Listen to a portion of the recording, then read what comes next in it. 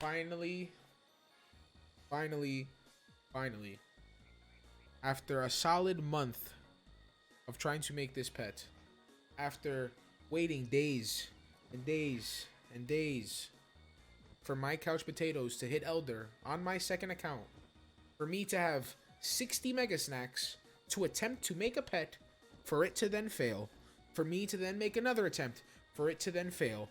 I just didn't have enough snacks, but finally, I can make this video for you guys. What's good, y'all? It's Hyga, and today I bring to you the max crit, max damage death build.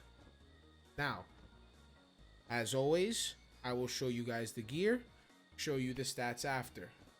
But it's kind of underwhelming, and there is one thing that you can change if you have it, but it's retired. You guys probably know what I'm talking about, but let's go ahead and break it down. First things first, gold boost elixir. Psych, okay, Deathly Paradox deck, got the power pip socketed. Paradox deck is pretty much what everyone's going to be rocking nowadays for PvE gear. Now, for the mount, Death Vulture.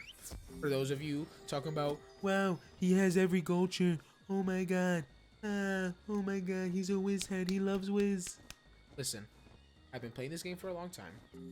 My bad, I had a full-time job while I was playing it once. I had a lot of money. I've had this Vulture for a long time, okay?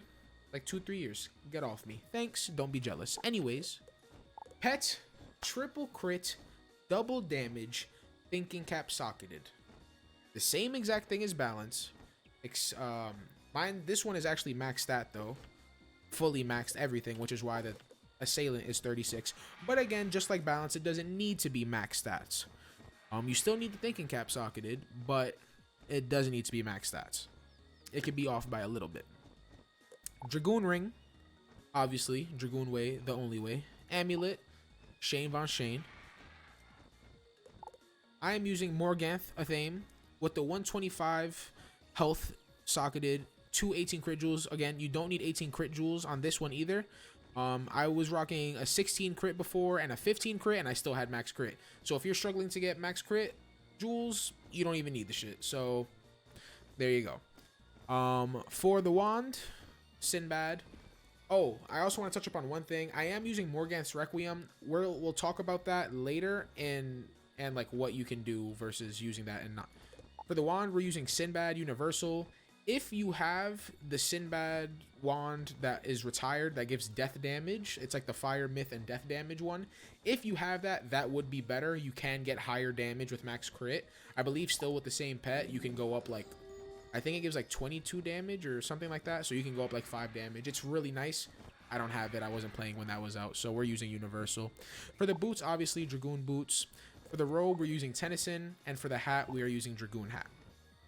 Now, let's get into some of the breakdowns. For the stats, we are rocking 144% damage. We have 20% accuracy, so we can't base fizzle anything, not even our shadow spells. We have 100% accuracy regardless on the base. For the crit, we have 844 crit, 12% armor pierce, about the same as every other school. For the pip conversion, 644, pretty high, 60%, really nice. 9% shadow pip and 97% power pip. So this is like the big toss up. I was just talking to Chad about it, about which you want to do and like how you want to set this up. Now, where would I make this change? I can unsocket Morganth's Requiem and socket a 10% power pip jewel, which would put me at 107% power pip, but then I wouldn't have Morganth, the Morganth spell. If you don't know what Morganth's Requiem is, it's a jewel that gives you a card for Morganth. It does 470 death damage to all enemies, and it's a 4-pip spell.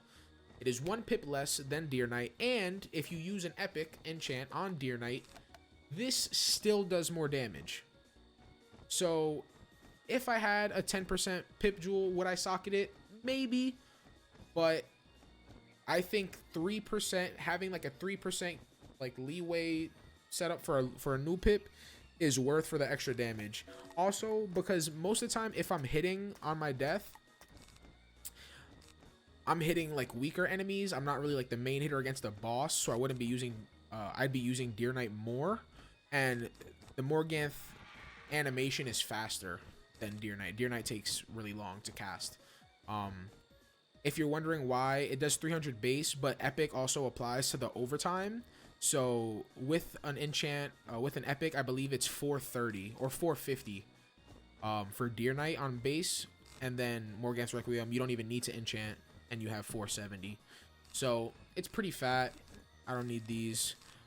So this is usually how I run my deck, because I can just have one epic for Krulu, and then I have Morgant's Requiem. You don't need to pop the epic for Deer Knight or anything like that. But that's, again, up to you. It also matters if you even have the jewel, Morgant's jewel, because you get it from Baba Yaga or from Death Jewel packs.